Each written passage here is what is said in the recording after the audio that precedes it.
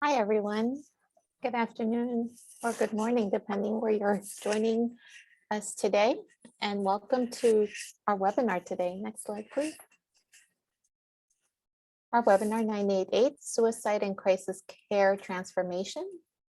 This webinar is sponsored by the Northeast and Caribbean Mental Health Technology Transfer Center, or MHTTC, and we're housed at Rutgers School of Health Professions in the Department of Psychiatric Rehabilitation and Counseling Professions. My name is Kathy, and I'm the project coordinator of the center, and we'll be introducing our webinar today. Next slide, please.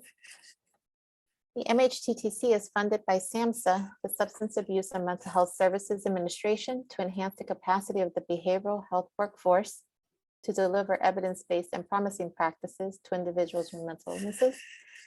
We also address the full continuum of services spanning mental illness prevention, treatment, and recovery support. And we provide training related workforces to provide effective services to people with mental illnesses. We also utilize supplemental funding to support school teachers and staff to address student mental health. Next slide, please. We also offer training programs on evidence-based practices for serious mental health conditions, wellness and recovery for providers and people with mental health conditions, school mental health, comprehensive and multi-tiered services and support, and Hispanic and Latinx mental health education, as well as online courses such as Wellness Matters, Illness Management Recovery, Functional Thinking, and more. Next slide, please. As a reminder, all of our training programs that you see on the screen, as well as our products and services are available to you at no cost. Next slide, please. And if you're interested in staying up to date with the events and products that the Northeast and Caribbean MHTTC is providing, we ask that you please sign up to receive our email communications. You can sign up by scanning the QR code that you see on your screen. Next slide, please. Following the webinar, you'll be asked to complete a brief survey. We value this feedback and use it to improve our activities and inform our future activities. These surveys are also important because our continued funding is linked to the completion of these surveys. So we thank you in advance for your feedback. I also want to let you know that this webinar is being recorded and will be posted on our website within 7 days of the webinar broadcast. At the time of this presentation, Marian Delphine Britton served as Acting Assistant Secretary for Mental Health and Substance Use at SAMHSA. The opinions expressed herein are the views of the speakers and do not reflect the official position of the Department of Human Health and Human Services, or SAMHSA. No official support or endorsement of DHHS or SAMHSA for the opinions described in this presentation is intended or should be inferred.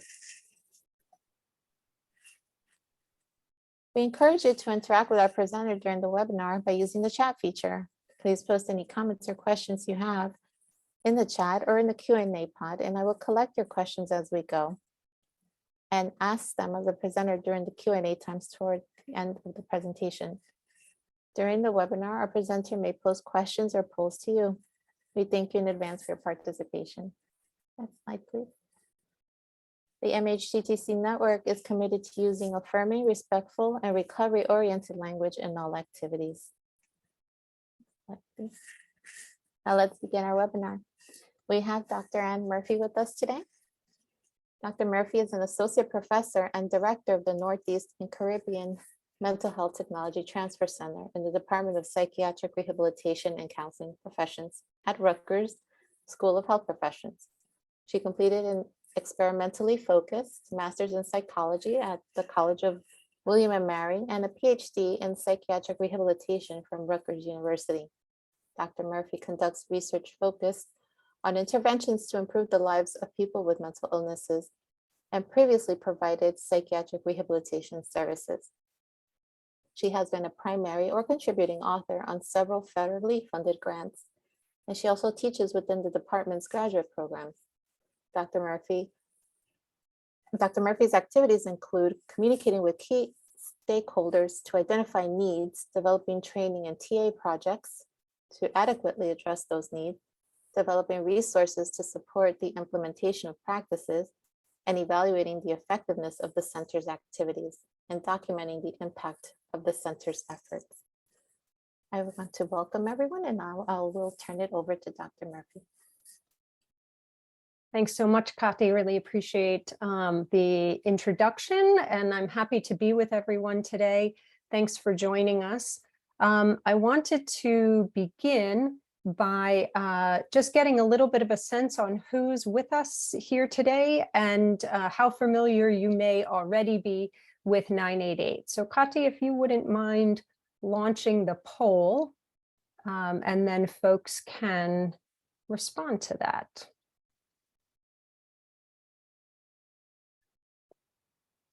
There it is. You guys should see it on your slide. I mean, on your screen. So what is your role? And these are not all the possible roles. So you can just pick the one that maybe closest matches, most closely matches your role. You can also select more than one if you're perhaps a provider and an educator. And then the second question, how familiar are you with 988? And then how helpful has 988 been to you, someone you care about, or someone you have provided services to, if at all? And certainly there's an option there if you've never used 988 in any of those capacities. So we'll just take a minute or so for you all to respond to those questions.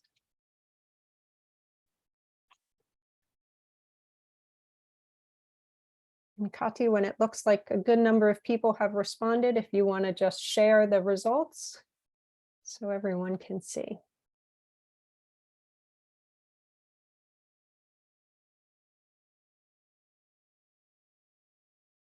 Wonderful. Okay, so we have, it looks like some behavioral health folks, some K through 12 educators, a couple of peer providers, some higher ed folks. Good, a nice mix.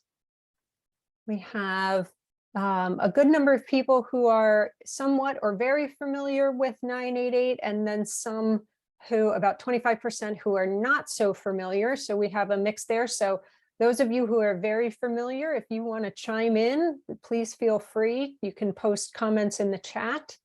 I am not the lone expert on this. I'm not an expert on this, just providing to you the information that I know. So if you all are doing the work and have some additional information, please feel free to share that. But it looks like the large majority has not used 988, either for themselves, for someone they care about, or for someone they provide support to. So some familiarity, but not actually utilizing it yet. And of those who have utilized it, it's been, looks like some somewhat helpful, some very helpful. So thank you for that information. That's helpful as we go. Okay, so to get into the presentation on 988 Suicide and Crisis Lifeline, I do want to acknowledge that many of the slides that I'll be sharing with you today are from SAMHSA, and specifically from the Northeastern Caribbean Regional Administrator, Dennis Romero. So I want to thank him for allowing me to utilize them. As Kati mentioned, we are funded by SAMHSA. I do not represent SAMHSA, but as SAMHSA is the funder of 988, they do have a lot of the messaging related to it. So you will see that throughout the presentation. So just to make sure we're all on the same page, I imagine most of the people here on the call are familiar with the notion that America is experiencing a significant mental health crisis. Too many people are experiencing suicidal, mental health, and/or substance use crises without the support and the care that they need. Sadly, the COVID-19 pandemic has certainly made this situation significantly worse when it comes to mental health and wellness here in the country. There are urgent realities driving the need for a crisis service transformation. And in 2020 alone, the US experienced about one death by suicide every 11 minutes. We also know, and this statistic has been relatively consistent, that for young people aged 10 to 14 and young adults aged 25 to 34, suicide is the second leading cause of death. It's also a very substantial cause of death in older adults as well. Additionally, from April 2020 to April 2021, during the crux of the pandemic, over 100,000 people died from drug overdoses. So we clearly have a crisis on our hands that needs to be addressed. So in an effort to begin addressing this ongoing crisis, and prior to the increase related to the pandemic, in 2002, the FCC and Congress designated a new 3-digit dialing code to use to access support for behavioral health crises. 988 is this new 3-digit dialing code. You may have been familiar with the previous number for the National Suicide Prevention Lifeline, which was 1-800-273-TALK. 988 is now the number to use to reach the Lifeline network. 988 went live on July 16th of this year and is now available. It is important to note, though, that that prior 10-digit number, the 800-273-TALK, still works and will continue to still function for, at this point, an indefinite period of time. Both numbers connect you to the same Lifeline network.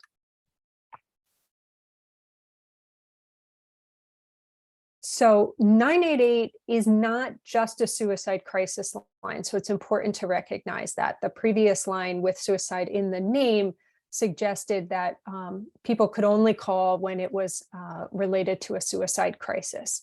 988 is for people experiencing suicidal, mental health, substance use crises, or any kind of emotional distress, or for people who are concerned about someone experiencing any of those types of crises or distress. You can connect by calling 988 or texting 988, or you can chat online at 988lifeline.org. Calls, texts, or chats are responded to by a trained crisis counselor. The counselor listens to the contact's concerns, seeks to understand the problem and the impact it's having on the person. They then go ahead and provide emotional support and share resources as needed. The counselor is also able to follow up with the person after the initial call to see how they are and if they've been able to connect with resources that may have been communicated at the time of the initial call. The crisis counselor can also, if there was a referral to an agency or a service provider, they can also follow up with the service provider to see if that caller did connect with them. So for those who do need to be connected to additional services, the goal is to provide a warm handoff, not just a referral or a cold transfer of the call. So that's the objective. It's not always necessarily achieved, but that is the intention, is to provide a warm handoff. So when someone calls 988, they will hear a greeting message. They'll be prompted to press 1 for the Veterans Crisis Line, which has existed for some time and is for veterans, service members, and their families. Or they can press 2 if they want to access services in Spanish, or they can stay on the line while their call is routed to the closest Lifeline Network Crisis Center based on the caller's area code. If their local crisis center isn't available to answer their call, it automatically is rerouted to the National Backup Crisis Center.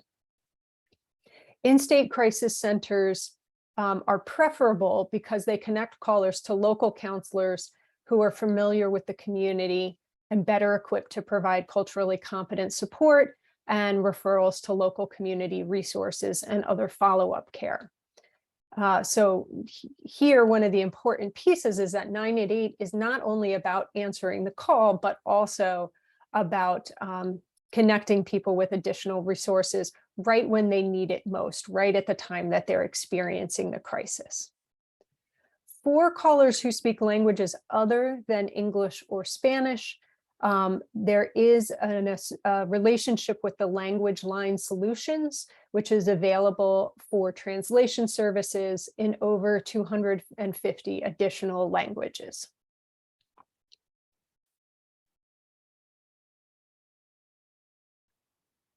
If someone texts or chats 988, it's a similar process, except that they will be asked to complete a brief survey to share a little bit about themselves, to identify the main concern that they're experiencing and how they're feeling right in that moment. The intention is that that allows the crisis counselor to kind of start to have the background right when they come on the chat or the text, so that they don't have to spend quite as much time going back and forth to identify the concern. After they've completed that brief survey, a message is displayed as the person waits for the crisis counselor to respond, so that they know that connection is being made. It is important to note that only some crisis centers have chat and text capability. So it's possible, it's more likely that those contacts that are made through text and chat won't necessarily be responded to by their local crisis center. They get responded to by a group of Lifeline crisis centers that have the text or chat capability. And the chat feature is currently only available in English. So for people who want to connect with 988 in Spanish, the best route is to call by phone. So as I've mentioned, the 988 Suicide and Crisis Lifeline is comprised of a network of crisis centers. It's currently made up of over 200 local crisis centers. And as I mentioned, currently calls are routed to the closest center to the caller based on their area code. So obviously with cell phones, this can create a challenge, as often people are not necessarily in the same physical location as their area code would otherwise suggest. Either they've moved from the location where they originally got their cell phone and they kept the same number, or they're traveling, etc. So this is an issue that's acknowledged. It's currently being worked on. The FCC held a 988 geolocation forum in May of this year, so just a few months ago, to discuss the key issues and potential next steps to enabling geolocation of calls. But at this point, there's no further kind of definitive conclusions presented yet.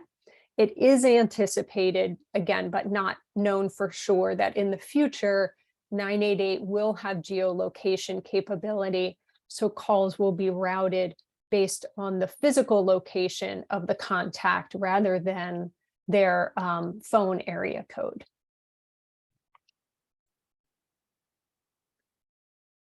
People contacting 988 are not required to provide any personal data to receive services.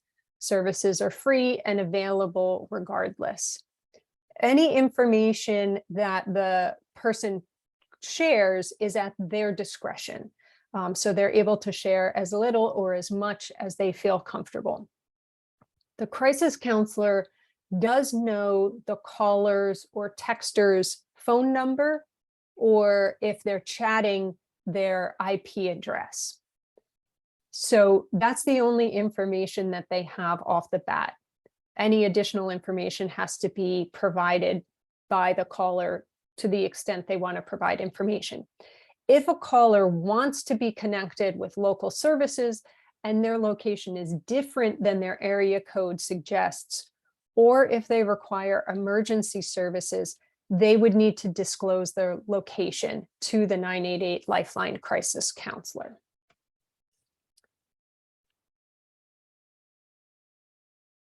While this does pose some obvious challenges, it's important to know that the vast majority of people who contact the Lifeline are able to be helped by the crisis counselor, what the counselor is able to provide in that exchange, or by the connection or referral made to community resources during that contact. Most callers are significantly more likely to feel less depressed, less suicidal, less overwhelmed, and more hopeful after speaking to a 988 Lifeline crisis counselor. In fewer than 2% of calls, there is a need for emergency services. These are situations in which there is a serious risk to life and the person poses an imminent or immediate danger to themselves or others. In these cases, the crisis counselor is required to connect with 911. About 1% of callers agree to have 911 contacted because of this imminent risk. And in less than 1% of calls, the crisis counselor has to connect with 911 without the caller's consent. Of these situations, these situations are kind of in the middle of a suicide attempt where the attempt may already be in progress, and therefore 911 needs to be contacted.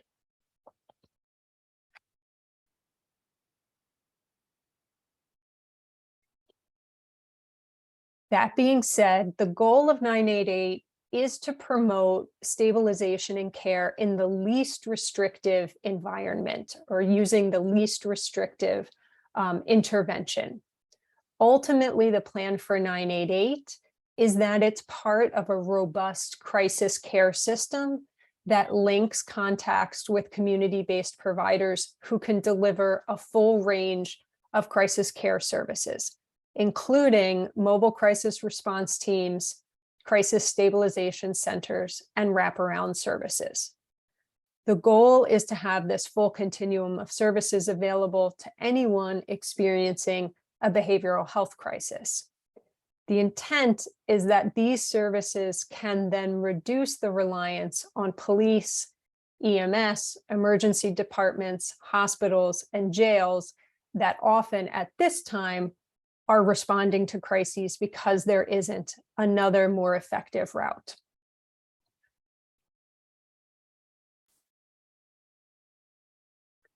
So this leads to a clarification and questions that often come up about what the difference is between 911 and 988 and how they'll work together going forward.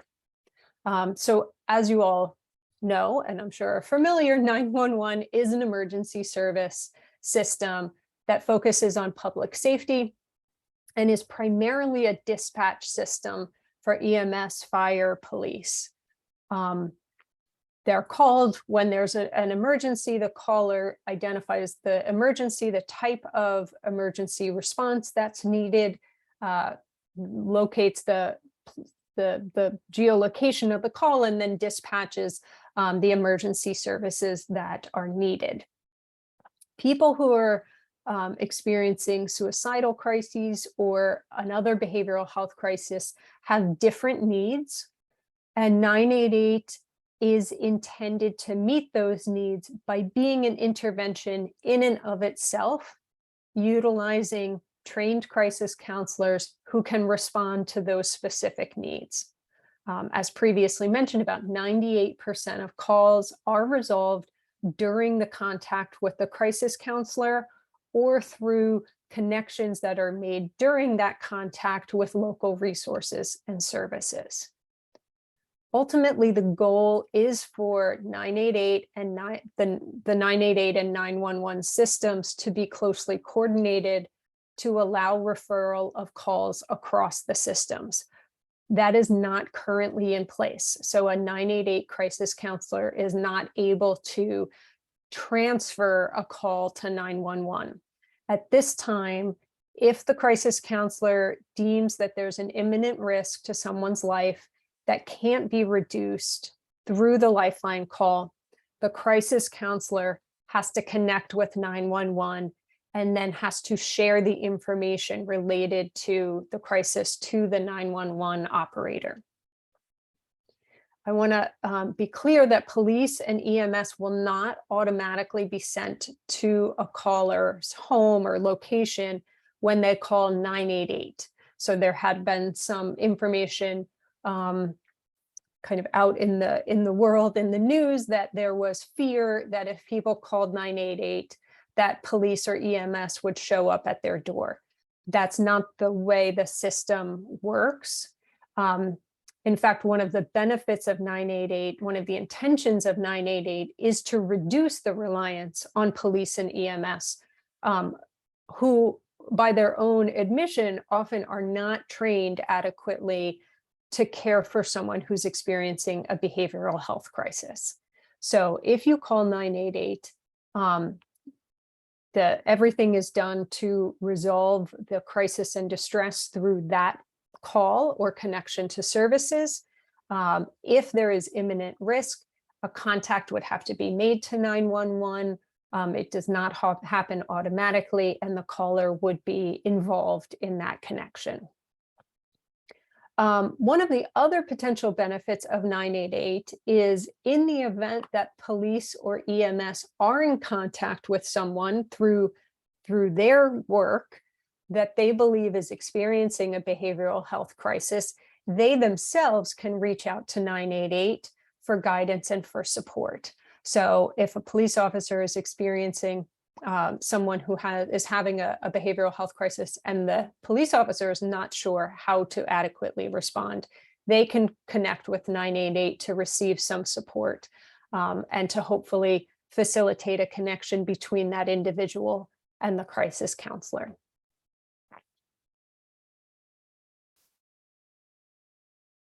So as we mentioned, 988 just went live in July, so just a few months ago. I wanted to share with you all a snapshot of calls from about a little over a year ago, in August of 2021 compared to August of 2022. So about a year prior to the start of the 3-digit 988 number, and then the first full month after 988 went into effect. And I know the numbers are relatively small here, but you can see, if you look at the total number of routed calls, meaning contacts that are routed to a center after the person listens to the greeting, if it's a call, or does the pre-text or chat survey and is connected and is sent to a counselor.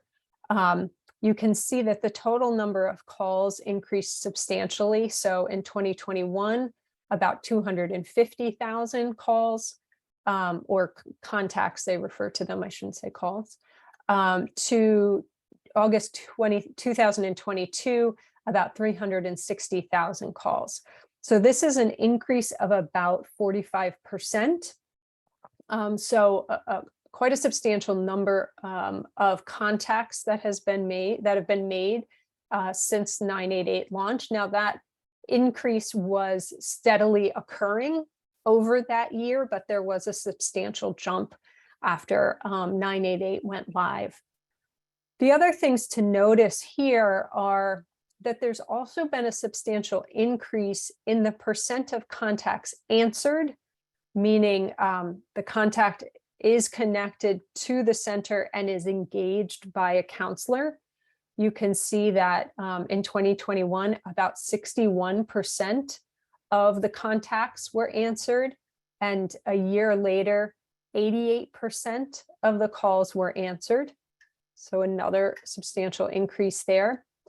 And the number of abandoned calls, meaning the call was routed, but then it was disconnected prior to being engaged with a counselor. And that could have been because the contactor ended the contact, hung up the phone, or stopped the text or chat, or it could be because they didn't feel safe to continue to be on the contact because of the circumstance they're in, or it could have been because of a technical problem that disconnected the call. So a year ago, 33% of contacts were being abandoned, whereas now in August of this year, only 12% were being abandoned, which is great.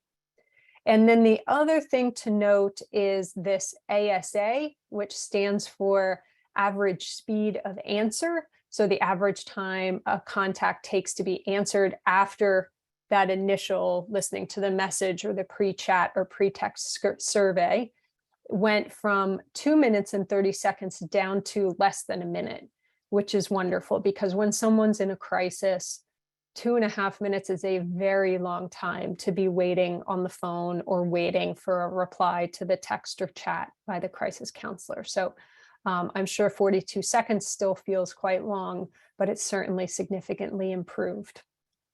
And then the last data point here is the average contact time, which you can see has gone up a little bit from about 15 minutes to almost 19 minutes.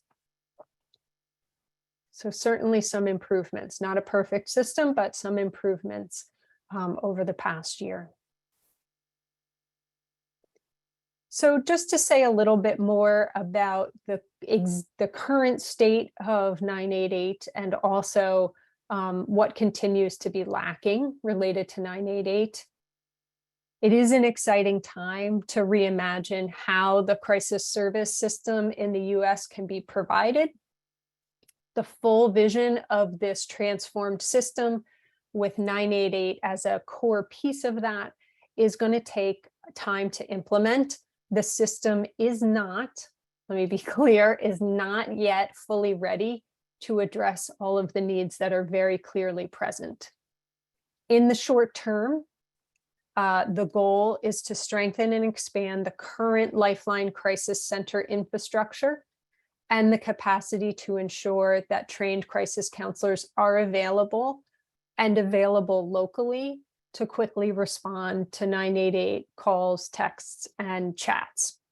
And we've seen just in the last slide that there have been some improvements there, but there's certainly a longer way to go.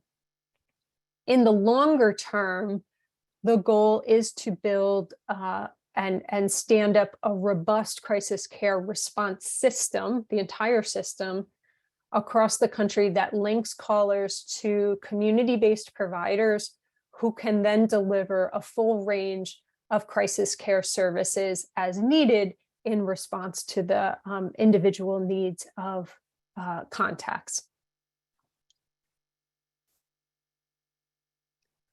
So the first step in this process, as we've been talking about, is the establishment of 988 and the crisis contact centers.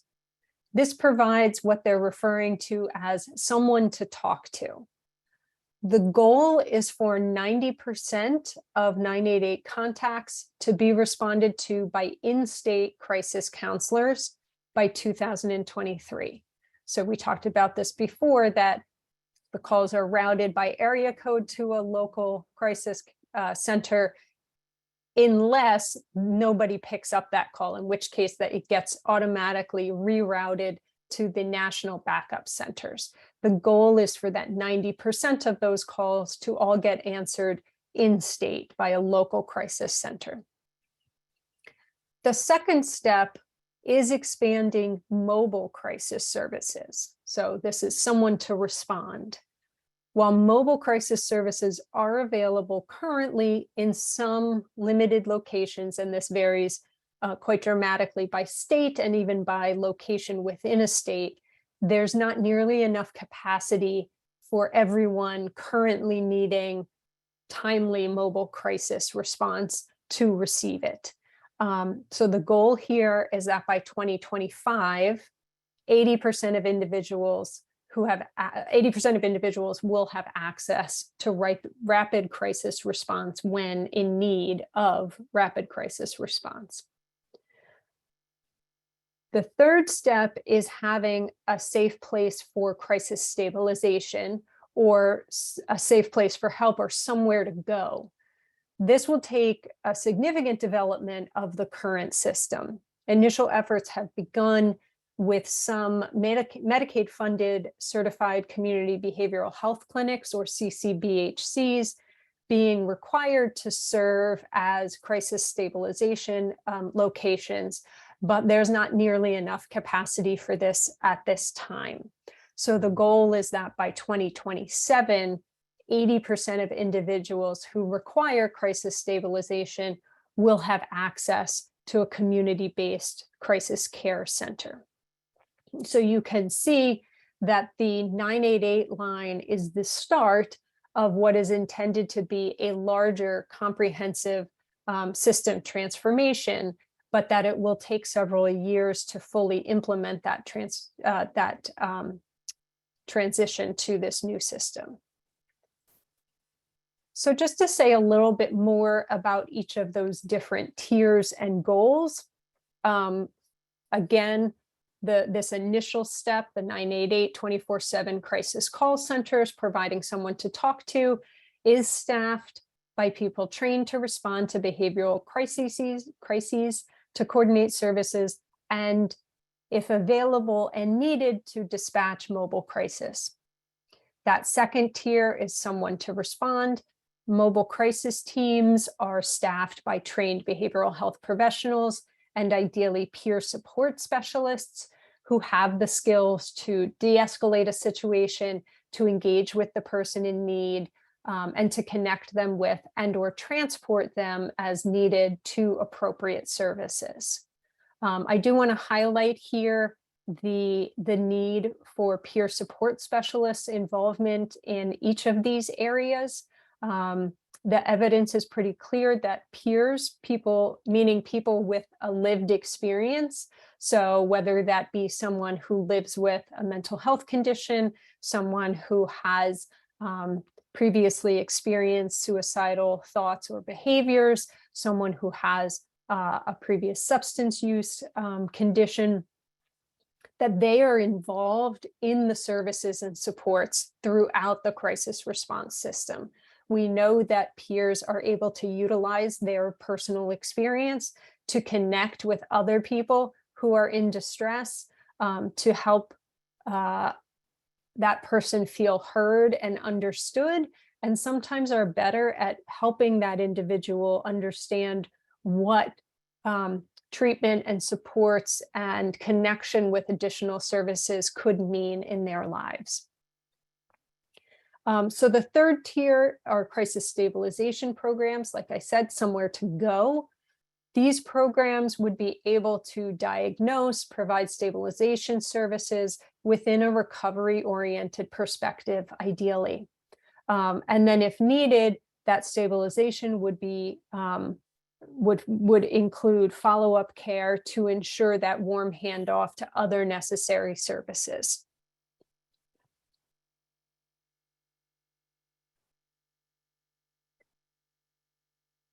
So as I mentioned, all of this is going to take a substantial amount of work. Sadly, the crisis service system has been massively underfunded and under-resourced for very many years. The patchwork of local, state, and private funding for the network has fallen way short of meeting the needs. This is a pivotal moment as a longer-term plan to address these behavioral health crises is developed. So to that effort, the government has dedicated a substantial influx of resources, $282 million to help transition the Suicide Lifeline to 988. Much of this money came out of the pandemic resources. The sustainability and success of 988 and the larger crisis response network depends heavily on the willingness of state, territorial, and local leaders to make additional investments and shoring up their crisis care systems.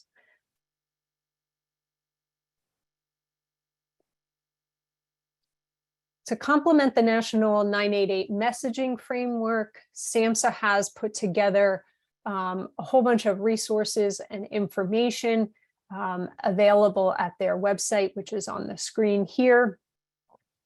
They do have a long list of FAQs that try to address a lot of the questions that people have, questions related to the 988 line, questions related to funding mechanisms, questions related to why they chose to roll out the 3-digit number, even when they also acknowledged that the supporting system was not fully in place, all those kinds of things. So please feel free to go and check out that website. It does provide a lot of information. I do also want to just acknowledge that SAMHSA does have an email address where people can send questions.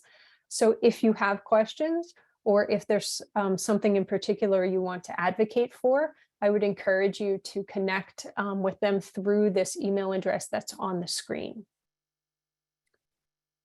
And I think we've provided a bunch of resources as well, but I'm going to pause now and take a look at, or Kati might actually help me with, some questions and answers. So if you have any questions, that was intended to be a broad overview. If you have specific questions, please enter them. I will do my best to address them, and we can have some more dialogue about this. Thank you, Dr. Murphy, for sharing the 988 resource information with us today. I was just notified from one of our participants that the chat box is disabled and they can't enter in any comments or questions, but I do have a question in the Q&A pod. So to our webinar participants today, if you could please share any comments or questions that you have in the Q&A pod, I will share them with our presenter today. We have a question regarding placement. Does the crisis facility include peer respite? So good question. So 988 itself does not include peer respite. However, peer respite is one of the resources that may be available locally that the 988 crisis counselor could connect a contact or a caller with. So if someone reached out to 988 and a peer respite center was available locally, and that caller needed additional services after the call and needed a connection to a service like peer respite, the crisis counselor would facilitate a connection between the caller and the peer respite center. So this is the real benefit of the local crisis center being able to respond to a call or a contact, because they are familiar with the resources and services that are available in that local vicinity, and therefore would be able to assess for needs and then make the specific contact. So at least here in New Jersey, and each state is in a slightly different place and is implementing things slightly differently. There was not, there's not national requirements across the country. Each state has latitude to implement much of this in the way they see fit. In New Jersey, for example, they would attempt to facilitate a warm handoff, meaning that the 988 crisis counselor would reach out to the peer respite center, again, if that was deemed a good fit for the person, connect with the peer respite center, connect the caller with them, make that connection, and then allow the caller to work with the peer respite center. However, as I mentioned, the 988 crisis counselor has the ability to follow up both with the caller and with the peer respite center. So they could connect with the peer respite center and say, hey, did that person that I connected you to end up coming to your center? did that work out? They could connect with the caller themselves and find out, were you able to connect? Was that helpful? And the 988 crisis centers have systems. Again, this varies a little bit state to state. They have systems that prompt for those follow-up calls and connections. I see. Thank you very much. We have several questions that were just added in the Q&A pod. The next question is, if the 988 network is currently the same as 1-800-273-TALK network that was in place, what accounts for the significant reduction in ASA time from 230 to, I guess, 4,200 hours or 40 Seconds. Mhm. Yeah, 42 seconds. Yep. seconds. Yes. So, I mean, I don't, so that's a good question. I mean, it hasn't been looked at empirically, so we can't know, without question, but in this process of standing up the 988 line, there has been a significant influx of funding that has gone to hiring more staff, establishing more crisis centers. So there's over 200 local crisis centers now. I think there were closer to 180 previously. So there are now more centers, there's more staff. My guess is there's more attention and more focus on it. So I think all of those things probably contributed to the improvement in the response system. Thank you. Our next question is that they have a person that calls their line after hours service with non-crisis related issues. Will the 988 line talk to them, since we have restricted the number of calls from this particular caller each day? Yes, that person can call 988 and speak to the crisis counselor. And if there is a situation in which that person calls regularly or repeatedly, I imagine the crisis center would address that to the extent they can, but they can definitely call 988. There's no restriction on who can call 988 or how often they can call 988. I will just mention, sorry, Katya, I saw you just about to speak. The one other thing that I want to mention is 988 does not, there are still other call lines, warm lines that exist outside of the 988 crisis call system. So in the event, I don't know the circumstances specifically of that individual, obviously, but in the event that it's someone who reaches out because they need to be in connection with someone, there are still other lines also potentially available that might be a good resource to connect with, either instead of or in addition to 988, again, depending on the circumstance. Thank you. And the next question is this appropriate to use, assuming 988, if we are looking for specific local resources for a client that we are unable to find? Yeah, so 988 is a crisis line, so it should be used to receive support either as someone in crisis or someone seeking support for someone in crisis. I think your better bet, if you are generally seeking or looking to identify resources that are available in a non-crisis situation, I think your better bet is to use some of the other resource lines. So 211 is another resource line that you can connect with to ask about resources. Again, speaking for New Jersey here, there's also the ability to connect with the Division of Mental Health and Addiction Services or the Children's System of Care, depending on who you're reaching out to try to find local resources in a non-crisis environment. Thank you. And the last question we have here on queue, does that follow-up call from 988 to the agency referred to violate Hipaa, or does the crisis counselor get permission from the caller to follow up? And how do they convey that to the agency they follow up with to see if the caller contacted them? That's a great question. And some of the details of that I do not know, and we'll have to look into unless someone else on here is familiar with that particular procedure.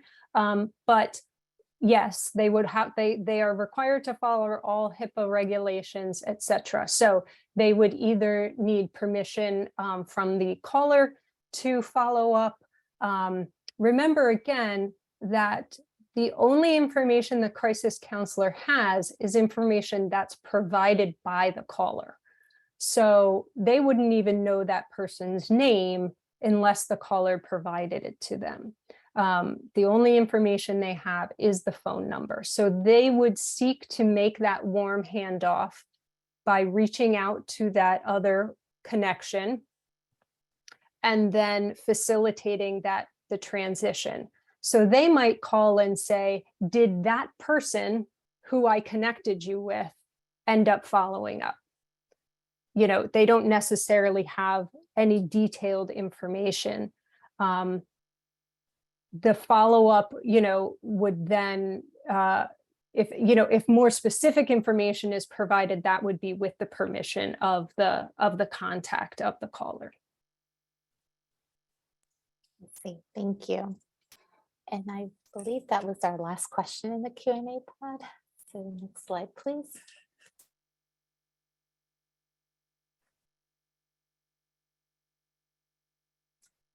As a reminder to everyone, our network and our center is funded through SAMHSA to provide this training today. And as part of this event, we're required to submit data related to the quality of this event.